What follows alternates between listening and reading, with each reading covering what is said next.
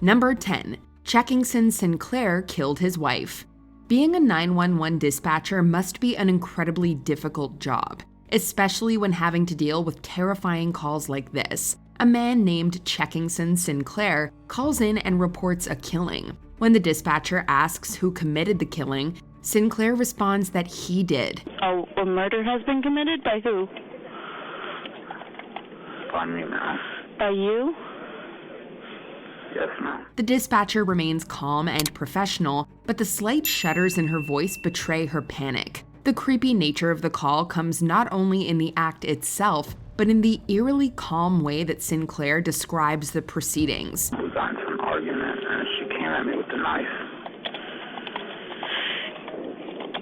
And so you shot her? Sinclair was arrested and charged with the deaths of his pregnant wife and her unborn child. He was found guilty and given 2 life sentences. Experts believe with the new development today, the indictment of first-degree murder, prosecutors could go after the death penalty in this case. Number 9. Jeremy Schmelzer can't breathe. Jeanette Watson of Prince William County, Virginia, received a call from 22-year-old Jeremy Schmelzer. The panicked Schmelzer reports that he can't breathe, and this is evident in his manner of speech. 1 2 1 2 2. It's very jerky and breathy, and Schmelzer can only get out a couple of brief words at a time. He's unable to give his address, and at one point, he even stops responding completely. You there, Jeremy? Jeremy, you still there? Luckily, Watson remained calm and had a coworker input his cell phone number into a new GPS system called Rapid SOS. The system was able to locate Schmelzer's exact location, and he was saved from a potentially fatal asthma attack. He later met with Watson to thank her in person. I mean, I could say thank you a million times, but there's nothing to really show how appreciative I am. Number 8. The Bigfoot Call. And now for something a little lighter. You know, if you consider Bigfoot lighter. The movie Bigfoot County opens with a creepy 911 call. The caller reports a man-like thing in his yard measuring 6'9", and it's clear from the inflections of his voice that he's very panicked. Get somebody out there. What's going on now, sir? That son of a bitch is about 6'9", I don't know. You see him now, sir? Yes, I'm looking right at him. Okay, hang on. He then states that the thing is looking directly at him before the call abruptly ends. Okay, what's in your yard? He's looking at me. Aside from the manufactured ending, this is a real 911 call that occurred in Washington state back in the early 90s. Even if you don't believe in Bigfoot, you have to admit that this is a particularly unsettling bit of audio. There was clearly something in that man's yard, and his terrified voice paints a vivid picture. I heard something. I heard something.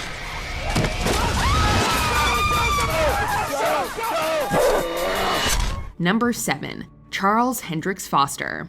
This 911 call started off with a troubling edge and got progressively worse. A man named Charles Hendricks Foster calls 911 and almost immediately tells the operator to shut up so he can speak. Do you need police or an ambulance? Would you shut up and listen to me for a second?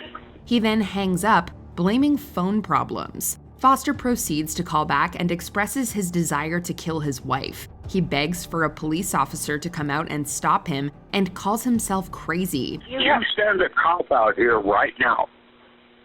Please. Okay. I want to hurt this woman real bad. He's also persistently rude to the operator, often yelling at her, telling her to shut up, and acting in a generally belligerent manner. Foster's claims and behavior make for spine-chilling listening. You hurt my wife. I don't want to hurt anybody else. Okay, will you go outside to talk to the police, please? Listen to me. In the end, Foster would indeed stab his wife, but she survived. Foster was given 10 years for attempted homicide. Number 6. Brandon Lawson.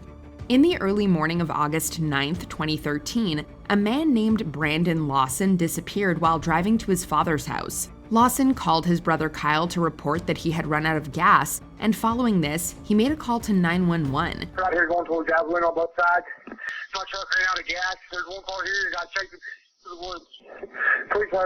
He also told the dispatcher that he had run out of gas, but he also made darker claims. Lawson referenced guys being pulled over and something about being chased through the woods. Ah, you ran into him. Okay.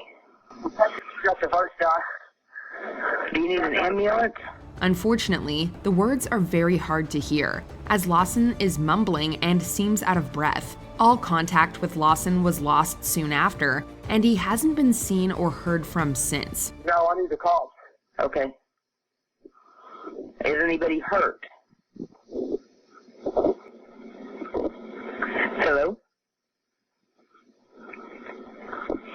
Hello? Human remains were found at the site in 2022 and likely belonged to Lawson. Number 5. Ordering pizza. Oregon 911 dispatcher Tim Tennick received a bizarre call. The woman on the other end said that she wanted to order a pizza and immediately gave her address. Oregon 911. I would like to order a pizza at... You called 911 to order a pizza? Tennick didn't understand at first and calmly told the woman that she was making an inappropriate call. But when the caller claimed that he wasn't getting her, Tennick immediately understood and played along. This is the wrong number to call for a pizza. No, you're not. I'm getting you now. The rest of the conversation played out in code, and Tennick was able to arrange a quiet arrest. Turn your sirens off before you get there. Caller ordered a pizza and agreed with everything I said that there's domestic violence going on. This was a case of domestic abuse made by a woman who was witnessing the physical assault of her mother. The suspect, a man named Simon Lopez, was arrested at the scene. Number 4. The empty funeral home. If you're a believer in the paranormal, then the following call is particularly spooky. On August 11, 2018, Colorado's Pueblo Police Department received a 911 call around 3:30 in the morning. The Police Department Communications Center got a call that they refer to as abandoned. Nobody was on the other end, and the call was traced to a nearby funeral home. Following procedure, the dispatcher called back and an officer was sent out to investigate. The call was answered, but once again, no one responded. Instead, the dispatcher was met with static and the very faint sound of a male voice. Hello? When the officer arrived at the funeral home, he saw that all the lights were off and that it was clearly closed. Not sure about you, but ghost calls are a big no thanks from us. Number 3. Jake Evans calls on himself. This case shares many similarities with the story of Chekingson Sinclair. Young Jake Evans of Texas calls 911 and reports that he killed both his mother and sister. Is there any reason that you were so angry at your mother and your sister? I don't know.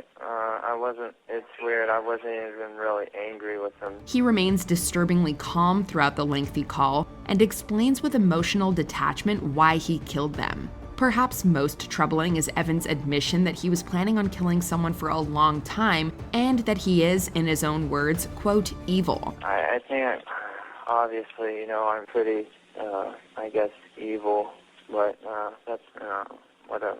Okay. The dispatcher remains studiously professional throughout the call, even when Evans goes into graphic and upsetting detail about their deaths. It's a chilling call, both in terms of tone and content. Evans was arrested following the call and sentenced to 45 years in prison. Evans and the attorneys agreed he will serve 2 45-year prison sentences running concurrently. His attorney read from a letter from Evans' family. Number 2. Missing girl calls the police.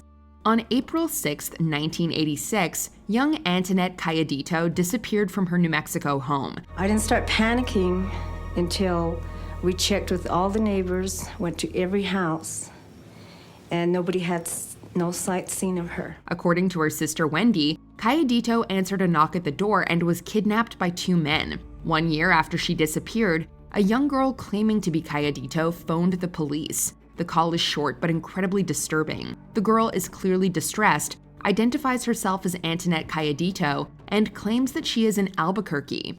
I'm Antoinette Calladito.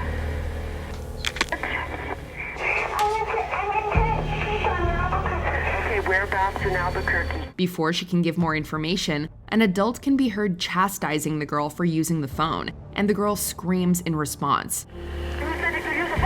Hello? Cayedito's mother listened to the audio and believed that it was indeed her daughter. Unfortunately, nothing came of the call, and Cayedito remains missing. Number 1. The Weepy Calls of Paul Michael Stephanie. Throughout the early 1980s, Paul Michael Stephanie of Minnesota killed 3 women and severely injured another 2. He became known as the weepy-voiced killer, as he regularly called the police to report on himself. In the terrifying calls, Stephanie explains in a tearful and high-pitched voice that he killed the women and begs the authorities to capture him. Please don't talk, just listen. I'm sorry, I killed that girl. On some occasions, he even shows remorse and apologizes for their deaths. These are extremely creepy calls. Finally, I just stabbed somebody with an ice pick. I can't stop myself. I keep killing somebody. With Stephanie's frightening voice blending uncomfortably with the macabre and violent content. Stephanie was arrested after attacking another woman and was thrown in prison. What's the address? I don't know. Who are you? And recognizing the weepy voice, Stefani was caught when he called for medical help and sentenced to prison. He died from cancer in 1998 at the age 53.